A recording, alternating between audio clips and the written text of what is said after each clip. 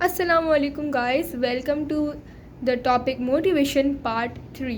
अच्छा, इस क्लास में हम पढ़ेंगे कि मोटिवेशन बेस्ट मोटिवेशनल थ्योरीज़ जो कि हैं टोटल 6, जो कि बिल्कुल बेस्ट है। उसके अलावा भी हैं लेकिन बेस्ट जो हैं 6 ही हैं। तो उनमें से हम सबसे पहले पढ़ते हैं the content theories of motivation. See the content theories of motivation है क्या। इसके अंदर हमने ये नोट किया है कि जो वर्कर्स होते हैं उनको सबसे ज़्यादा मोटिवेट एक ही चीज़ करती है। वो क्या मोटिवेट करती है? वो ये मोटिवेट करती है कि उनके इनर नीड्स को फिल करने के डिज़ायर्स, यानी उनकी चाहत कि वो अपने इनर नीड्स को फुलफ़िल करें। तो ताकि वो अपने इनर नीड्स को फुलफ़िल करें, ऑब्वियसली इसी वजह से सब मोस्ट ऑफ अस काम कर रहे होते हैं। और वो क्या होता है कि हम ज़्यादा अर्न करेंगे तो फिर ऑब्वियसली हम अपनी नीड्स एंड वांट्स को पूरा कर सकेंगे। तो ये बात है। तो ये जो है कंटेंट थ्योरीज ऑफ मोटिवेशन, तो ये किस चीज़ पे बेस्ड होती है, ये किस बारे में बता रही है? ये बता रही है ह्यूमन नीड्स के बारे में, जो कि एनर्जाइज भी कर रही है और डायरेक्ट भी कर रही है ह्यूमन बिहेवियर को एनर्जाइज कर रही है और डायरेक्ट कर रही है ह्यूमन बिहेवियर को। और ये चीज़ एक्सप्लेन कर रही है कि किस तरह मैनेजर्स ऐसी कंडीशंस क्रिएट कर सकते हैं वर्कर्स के लिए कि वो मोटिवेटेड रहें और प्रोडक्टिव रहें वाइल डूइंग देयर वर्क, ठीक है, या वाइल परफॉर्मिंग देयर जॉब्स। अब मैनेजर्स किस तरह वो कंडीशंस क्रिएट करें, उसको भी ये कंटेंट थ्योरीज समझा रही है कि ये किस तरह एक माहौल बनाया जा रहा है वर्कर्स के लिए कि वो मोटिवेटेड होकर काम करें। अच्छा, moving forward towards the Taylor, ये वाली जो दूसरी है टेलर, ये आई थी 1856 में और से लेकर 1915 के अंदर। और हम पढ़ेंगे इसके साथ साथ साइंटिफिक मैनेजमेंट, ठीक है। तो साइंटिफिक मैनेजमेंट एंड टेलर की ये हमारी थ्योरी। ये किस चीज़ पे बेस्ड है? ये है कि किस तरह जो है इनएफिशिएंसी की लेवल्स हम डिक्रीज़ कर सकें। और what is now scientific management? अगर हम कहें कि ये साइंटिफिक मैनेजमेंट क्या है, ये दो चीज़ों के अंदर इवॉल्व करता है। एक है अल्टरिंग वर्किंग मेथड्स, यानी वर्किंग मेथड्स के अंदर चेंजेस वगैरह करना। और दूसरी बात जो साइंटिफिक मैनेजमेंट कैरी करती है अपने साथ, वो है कि परफॉर्मेंसेस को रिकॉर्ड करना। वर्किंग मेथड्स को चेंज करना और परफॉर्मेंस को रिकॉर्ड करना, ये हमारी साइंटिफिक रिकॉर्डिंग परफॉर्मेंस भी इन्वॉल्व करती है।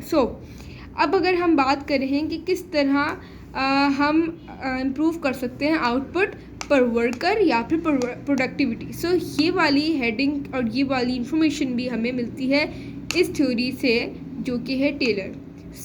किस तरह हम आउटपुट को बढ़ा सकते हैं पर वर्कर पर प्रोडक्टिविटी, उसके हैं ये टोटल 7 स्टेप्स, ये 7 तरीके, 7 वेज, 7 मेथड्स।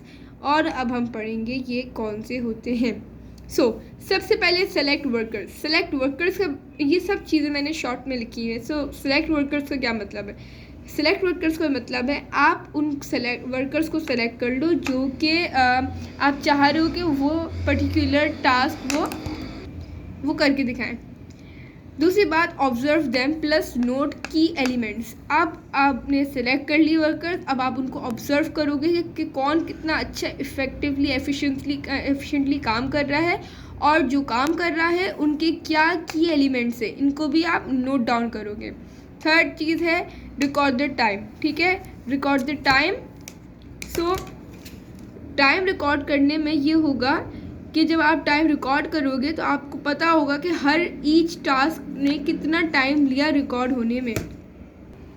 और उसके बाद आप आइडेंटिफाई करेंगे सबसे ज़्यादा क्विकेस्ट मेथड, जो कि आपने नोट किया होगा कि किसी भी पर्टिकुलर टास्क को कंप्लीट करने में लगा।